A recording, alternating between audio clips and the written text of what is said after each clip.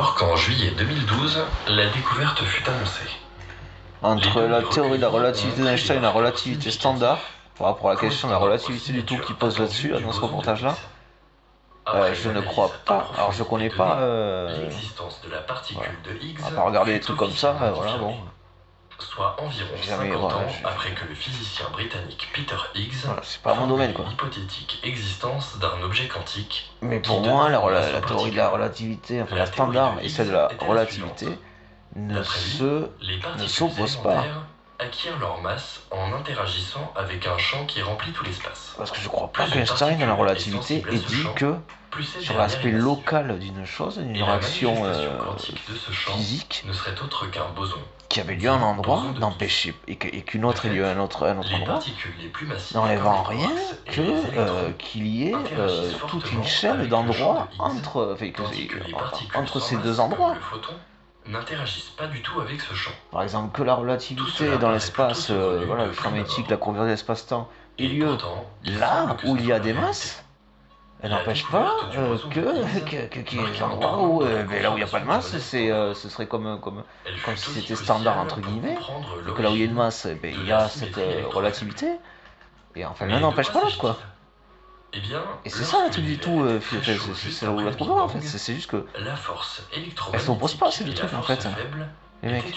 Enfin alors je connais pas, j'ai pas le détail de deux, vraiment quoi, putain, mon avis, j'ai vraiment pas le détail de deux quoi. Les particules n'avaient pas de masse et se déplaçaient à la vitesse de la lumière.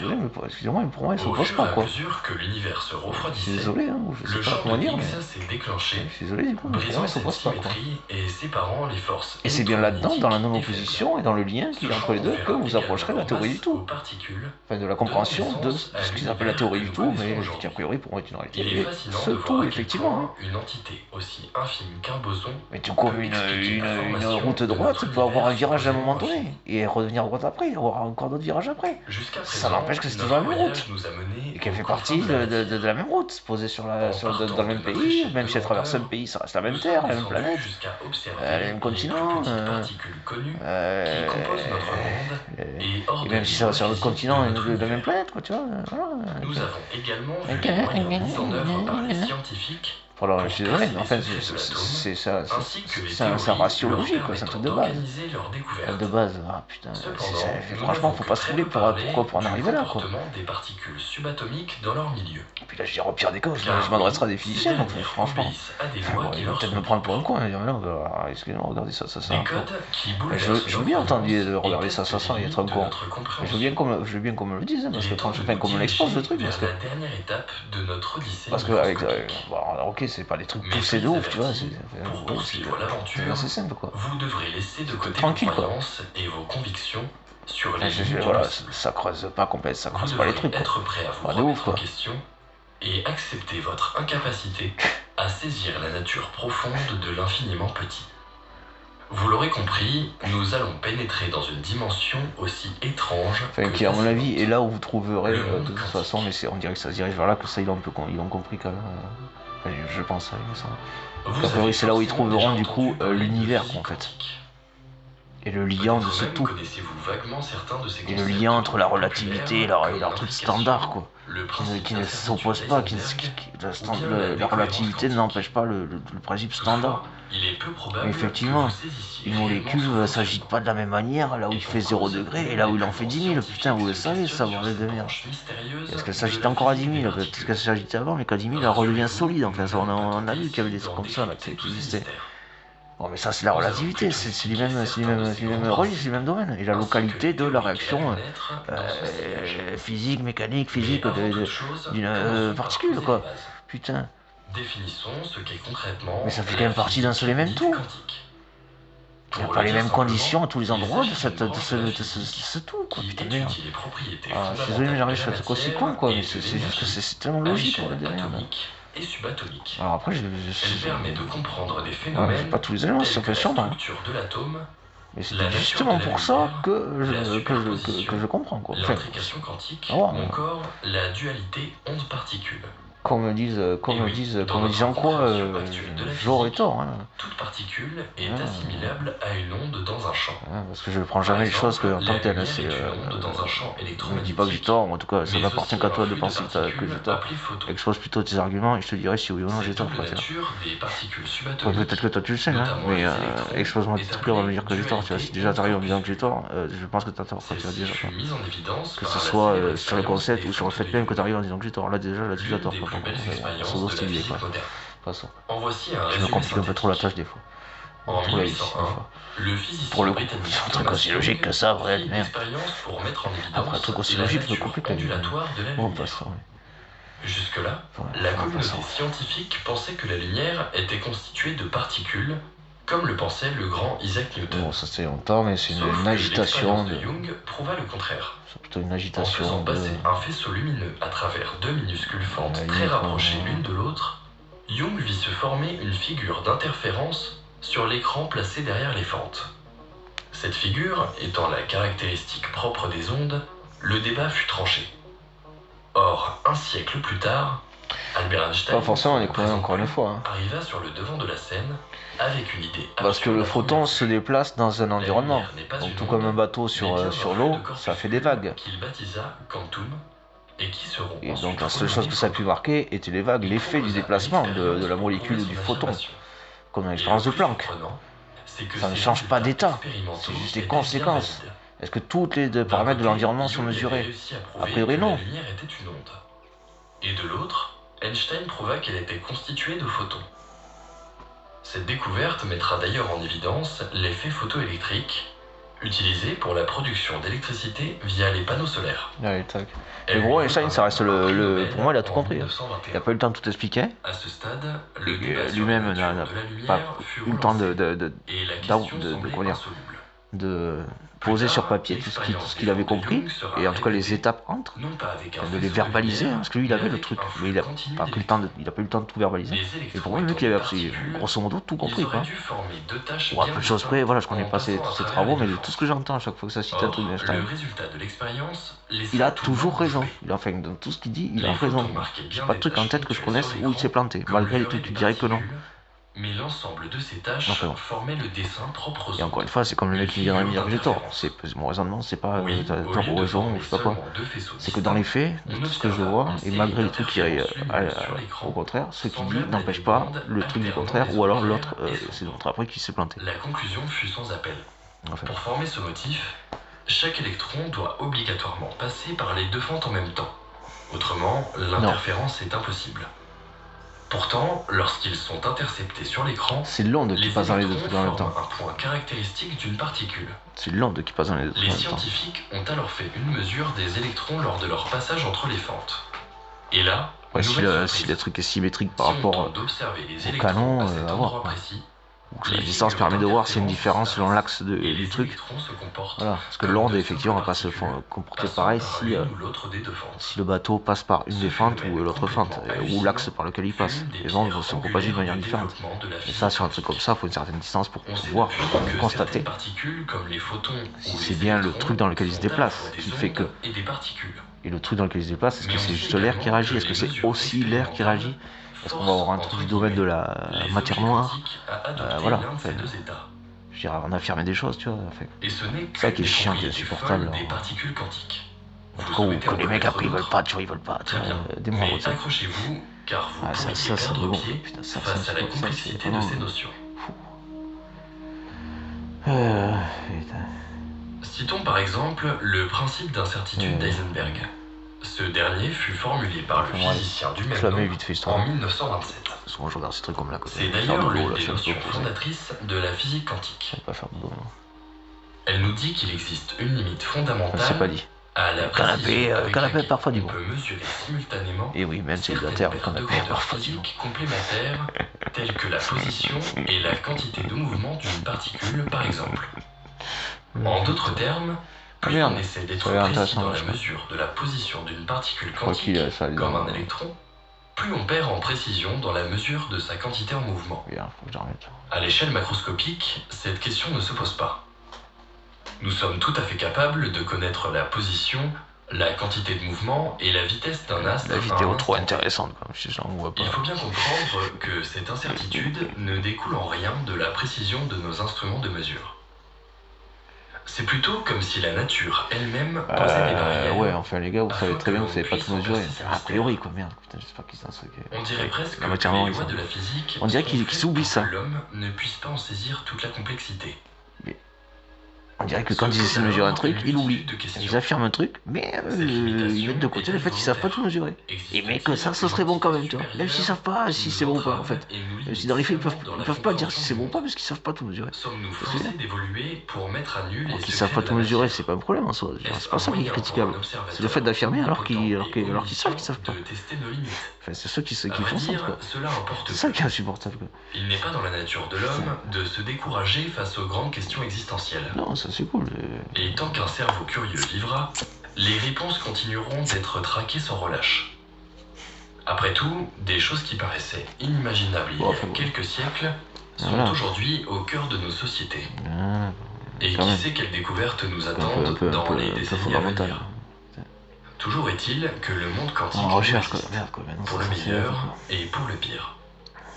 Malgré tout, nous commençons à cerner ces différentes nuances. Dualité onde-corpuscule, principe d'incertitude, superposition, intrication quantique. Le voile d'incompréhension reste épais, mais il se dissipe peu à peu. Je peux pas m'empêcher de la faire. Et les découvertes ont aussi mené à leur lot de théories. Des théories qui visent à unifier les lois du monde quantique avec celles du monde macroscopique. Rappelez-vous, le modèle standard, bien qu'assez prometteur, présente tout de même quelques limites.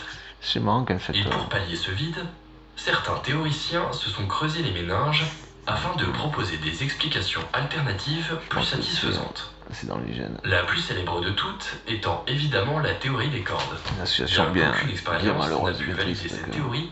Nous allons tout de même y jeter un coup d'œil.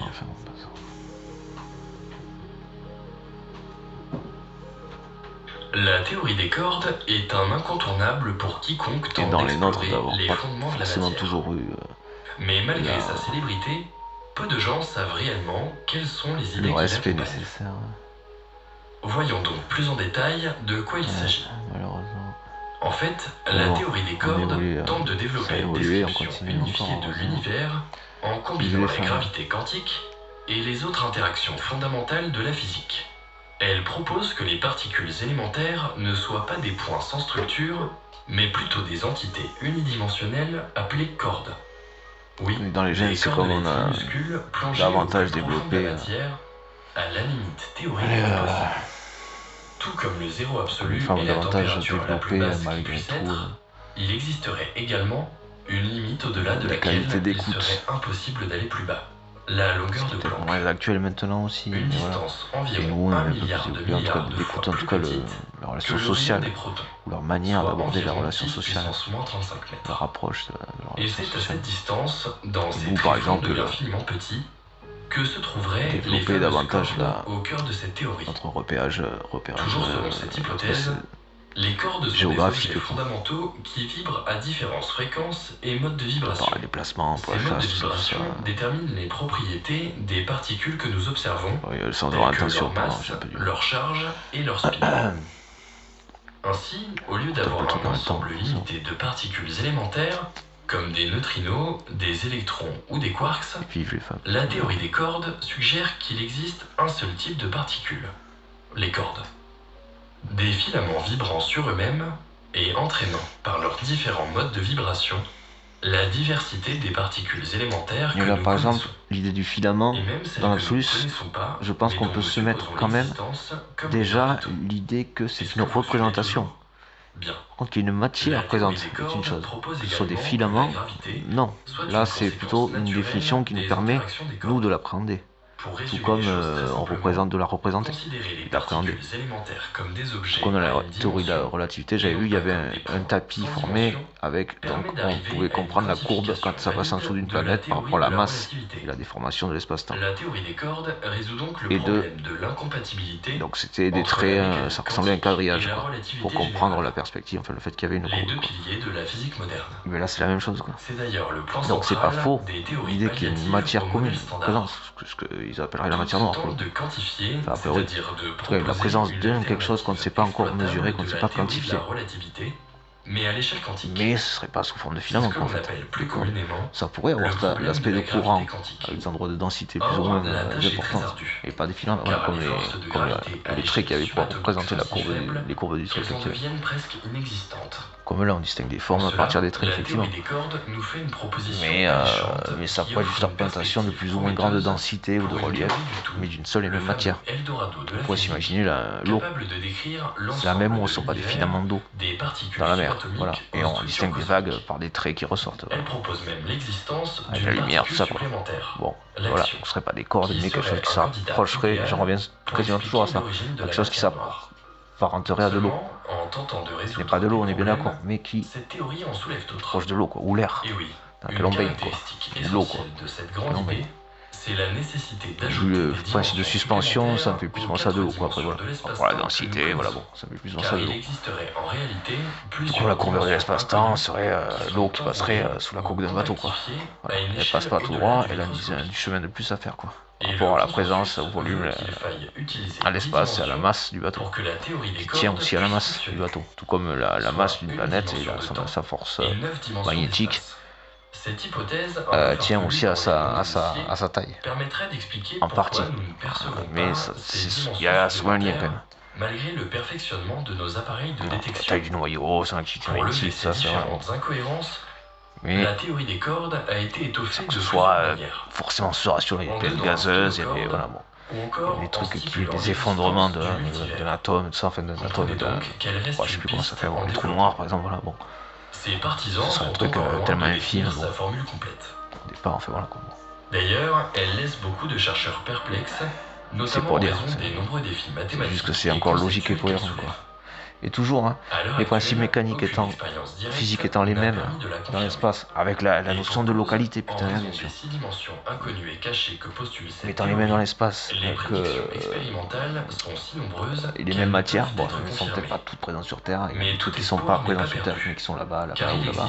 Une composante de la théorie des cordes là-bas ou là-bas, mais... Merde, je bouge rien. Je perds du fil. Cette composante prometteuse porte le nom de supersymétrie. Salut! Une extension théorique de la physique des particules qui propose une symétrie entre les composants de la matière, les forces universelles et les médiateurs qui les lient. Elle vise à résoudre certaines limitations et questions non résolues de la physique des particules, telles que la nature de la matière noire. La supersymétrie postule l'existence de partenaires pour chaque particule connue du modèle standard. À l'heure actuelle, ce dernier compte 12 particules élémentaires. Mais si l'on compte leurs différentes versions, ainsi que les entités... Ah oui, ils peuvent chercher sur Terre déjà. Il y a des parallèles sur les trucs qui fonctionnent pareil. Sur Terre. Sur les trucs qui existent ici, fonctionnant des principes physiques, mécaniques qui existent ici. Ils peuvent avoir des aides, ça peut faire passer à des ratios, permet d'envisager des hypothèses sur, par exemple, voilà, l'exemple du bateau, voilà, taille, masse, poids, l'espace, et pour chaque particule de force, voilà, avec l'eau du coup. Voilà. Et par exemple le truc de la relativité. Voilà, c'est un truc qui peut faire passer à cet exemple-là. Donc si on se pose la question, tiens, est-ce que dans l'espace, j'ai cette idée par rapport à l'espace, est-ce que ça se passe comme ça ou pas? Bah, vous pouvez toujours tester, mais par exemple, bon là, je sais pas si l'idée serait expérimentale dans l'eau, mais ils peuvent s'aventurer, je veux dire, à mon avis, en termes de thunes, ce serait bien moindre frais, en termes de temps, ce serait un gain conséquent aussi, de tenter l'expérience pratique, admettons dans l'eau, si le truc pouvait se prêter à l'exercice, quoi. À l'expérience. La création de particules supersymétriques par exemple, requiert on a vu le gain de trucs, enfin le peu de dépenses et même des économies que finalement ça peut permettre. Et donc des investissements dans un truc autre et aller encore plus loin, quoi. Je crois qu'il faut pas se priver d'un truc qui coûterait pas cher à expérimenter, quoi, tiens. Et qui permet de savoir si on va plus loin, du coup, si ça confirme a priori, voilà, quitte à la développer un peu plus long, mais dans un autre domaine, ou après, voilà. Et si ça sert que de base à voir, putain, aussi, c'est mécaniquement, en tout cas, par rapport à un truc qui serait équivalent, à une projection, comment dire, un truc qui correspondrait quoi suffisamment, bah putain ça pourrait quoi. On peut s'imaginer donc des calculs à partir de là, voir si effectivement en trouvant les trucs qui correspondraient dans l'espace par rapport à la question qu'il y avait, si ça confirme vraiment bien, voilà, avec des mesures, ça participe à ça, les calculs, tout ça. Voilà, et si ça confirme quoi. Contrairement à la théorie des cordes, je pense qu'il faut pas qu'ils hésitent à finalement à revenir sur Terre quoi en fait, hein, les mecs. La gravité quantique à boucle se concentre sur et c'est pas par méchanceté que je dis ça là par contre. Enfin par méchanceté, je suis pas énervé là, c'est pas un truc qui m'énerve là. N'est pas considéré comme un continuum lisse, contrairement à certains. Normalement les gens normaux comprennent le temps des choses. De boucles ou de liens si souvent, qui relient ces différents points. Ces boucles représentent les interactions 97% fondamentales des gens, entre les régions de l'espace-temps et forment une structure discrète. Enfin bon, en tout cas, ils sont pas. Ou une structure discontinue, si vous préférez. Pas psychopathes, quoi. Pour faire valoir cette idée, elle utilise des concepts de la théorie des graphes et des mathématiques quantiques permettant de décrire ces boucles et leur évolution dans le temps. Elle repose aussi sur une quantification de l'air et du volume des régions de l'espace-temps. Un peu comme s'il était lui aussi constitué de briques élémentaires. Des atomes d'espace-temps, pour vulgariser les choses. En tout cas, qui ne feraient pas la moindre mal à une mouche. Et la notion de spin du réseau. Mais qu'est-ce que cela signifie? On a quelques pourcents ou 2% aussi de que chaque boucle du réseau porte une d'autres maladies où s'exprimerait, mais bon. Moment cinétique ou de spin. Mais grosso modo, la totalité des gens comprennent le temps. Propriétés quantiques associées à la géométrie de l'espace-temps. La charge du spin permet de décrire les propriétés gravitationnelles de l'espace-temps émotionnel ou de matière psychique qui est véhiculée par le langage. La gravité quantique et pas que. Propose là, je parle, c'est pas le langage. Entre les particules l'intention qu'on y met. À l'échange de quantités discrètes de moments cinétiques entre chaque boucle. Tu peux pas être attentif à ça quand quelqu'un parle politique. Vraiment, je peux que vous inciter vous motiver à chercher à expérimenter ça. Votre compréhension, bonne compréhension de ce qu'il y a derrière des mots, quoi. Il y a des personnes qui font passer pour, mais on comprend. Bien sûr que si on veut comprendre, on comprend. Tout cela se passe à la longueur de Planck, qui est à 10 puissance moins 35. Ce qu'une personne dit et c'est ce qu'il y a derrière. Que ce soit en termes de raisonnement ou d'intention, vraiment. Le raisonnement peut arriver à l'intention. Mais un raisonnement peut être beaucoup plus intellectualisé, plus que le reflet d'une. On va dire, ah non, mais putain, oui, je me rends compte, ou des trucs, oui, c'est vrai que j'étais. Plus un truc qu'on m'avait dit ou qu'on m'avait appris comme ça. Bon, ça peut pas que ce soit mauvais. Mais l'intention est beaucoup plus essentielle, directe. On arrive vraiment à qui on a affaire, quoi. Certainement pas. Aujourd'hui, des milliers alors surtout quand elle est enrobée de trucs genre de soi-disant de pseudo-bienveillance, là, voilà. Vous savez à qui vous avez affaire. Et quand vous voyez que l'intention n'est pas du tout celle-là, voilà. Nous sentons au plus profond de nous. Vous ne pouvez pas de scanner. Mais chaque découverte entraîne aussi son lot de questions. Bien regarder les yeux. N'est-ce pas là le plus grand secret de l'univers? N'est-ce pas sa capacité à nous proposer toujours plus d'énigmes le corps à résoudre? À ne jamais livrer tout le regard qui permettent sa compréhension. Tu t'as envoyé des petits étiquettes pour voir où ça réagit, à quoi ça réagit. Et notre curiosité aussi longtemps que nous vivrons. Voilà, d'accord. Merde, je vais me jeter. C'est vraiment important. C'est vraiment très important. C'est pour ça que j'insiste autant sur ces trucs. Allez, voilà, bisous. Ciao, bye bye. Bisous, bon, désolé pour le mail. Ciao, bye bye. Au revoir tout le monde. Oups. Hop là.